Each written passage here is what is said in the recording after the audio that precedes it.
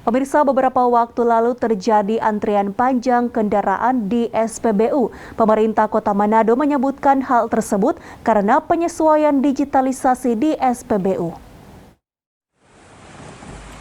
Beberapa minggu terakhir, antrian panjang kendaraan jenis truk saat hendak menambah bahan bakar di sejumlah SPBU mewarnai sejumlah titik di Kota Manado.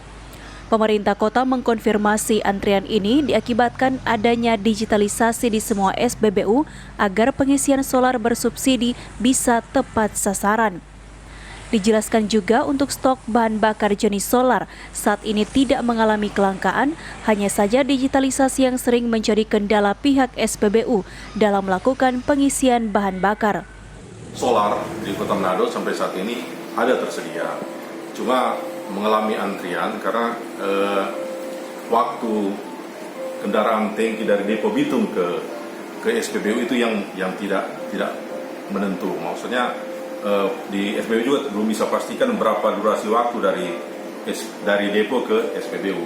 Itu juga jadi penyebab antrian yang ada. Apabila semua SPBU penyalur solar memiliki ketersediaan dalam waktu yang bersamaan, mungkin antrian itu bisa diminimalisir.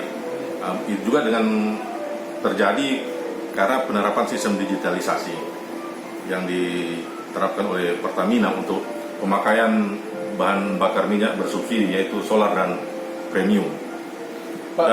Pemerintah pun memastikan tetap terus berkoordinasi dengan pihak Pertamina untuk ketersediaan stok solar bersubsidi hingga akhir tahun nanti.